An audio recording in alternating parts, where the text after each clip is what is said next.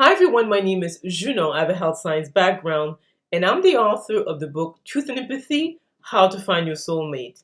And I'll put a link to the book below. This video is an MBTI relationship analysis of Jennifer Lopez and Ben Affleck's romance. Most people have heard about the fact that they got back together. They were a couple in the early 2000s. They were even engaged to be married, but they called it off at the last minute. And I think that it's a good idea to analyze this celebrity couple so we can learn and apply that in our own romances or the relationships. So if we look at Jennifer Lopez, I did type her as an ESFP in the sense that as a center perceiver, she's both an entertainer, being a dancer, a singer, an actress, but also interested in business. So that is typical of center perceivers. Also, she's a feminine energy, so she comes across as empathetic, feminine, and she's someone who's comfortable in the limelight. So she's someone who probably gets energized by being around people. So that's why I typed her as an ESFP. By contrast, I typed Ben Affleck as an ESTP in the sense that as a center perceiver is also interested in entertainment and business because he's an actor, producer, so he has his own production company, and also he's also interested in directing. So and the other aspect is that he is a masculine energy. He comes across as more logical, left brain dominant, less empathetic, and he's someone also who seemed to come alive when he's around people. So he's not the introverted, but I type him as an extrovert.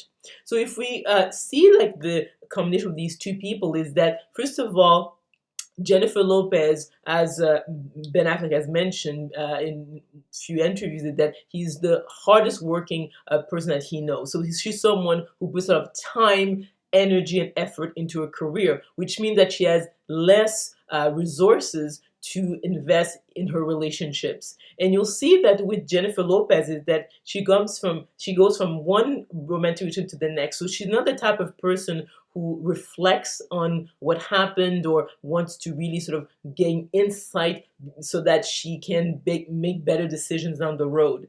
And even how she rekindled her relation with Ben Affleck is that she ended her relationship with Alex Rodriguez, and then within a month or two, I think she was already in a relationship with Ben Affleck. And I think that Jennifer Lopez got back with Ben Affleck because part of it was nostalgia. The breakup was an amicable one in the early 2000s. The other point also, I think that she wanted maybe to get back at Alex Rodriguez because her ego was bruised by how he treated her, and I think also there's quite a bit maybe of chemistry between the two, so they're physically attracted to each other. And also I would find that if you look at the body language of Jennifer Lopez, even in the early 2000s, that she seemed to be the one who is going towards Ben Affleck. She's the one who wants to be physically close to him. So there is a sort of more of an imbalance there in the sense that she's more into him than he's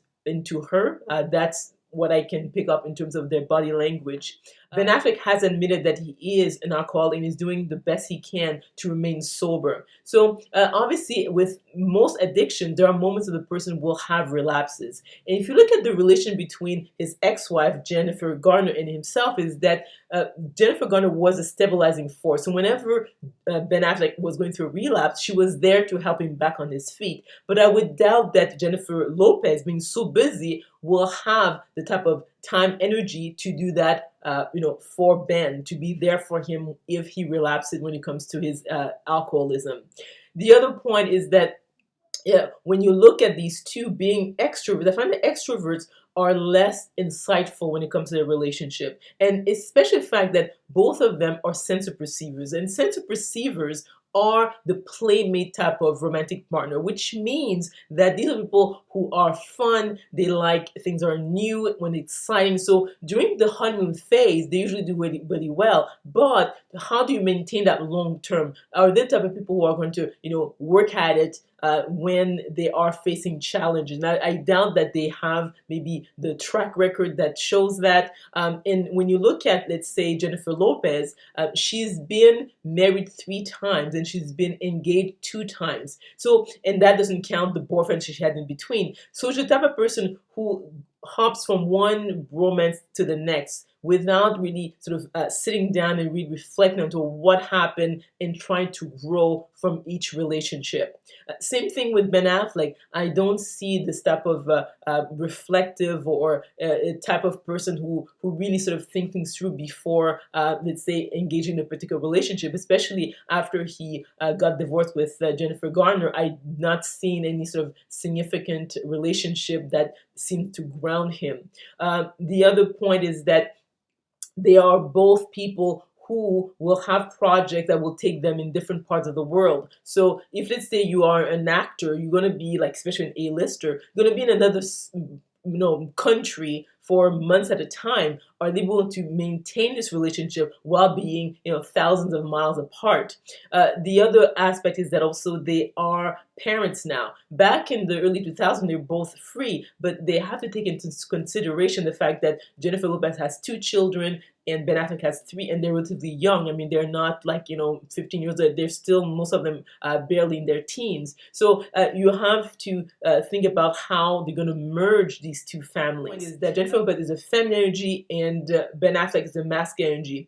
And you'll see in relationships that the feminine energy will be the time to make more accommodations or trying to make more compromises to fit with the masculine energy. But I don't know how long Jennifer Lopez is going to keep doing that, because you can actually see that she is very much into him and there's still like a power imbalance that way. That Ben Affleck may overestimate the differences between Jennifer Lopez and Jennifer Garner, in the sense that they're both sensor perceivers, both feminine energy, and most likely Jennifer Garner is also an ESFP. But I would say that Jennifer Garner comes across as more sort of grounded, more of a homebody than Jennifer Lopez. So he will see probably long term that in terms of be able to keep the relation together, to be able to go through trials and tribulation and still be there, Jennifer Garner is more inclined to do that than Jennifer Lopez.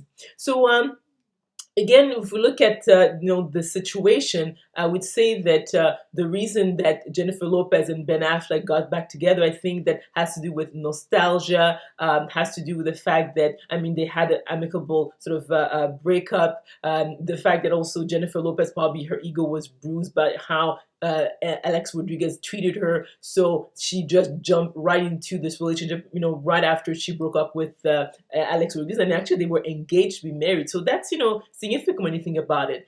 So for all these reasons, I would say that the likelihood that this relationship will last long term are kind of slim. I would say maybe they'll be together for 5 years.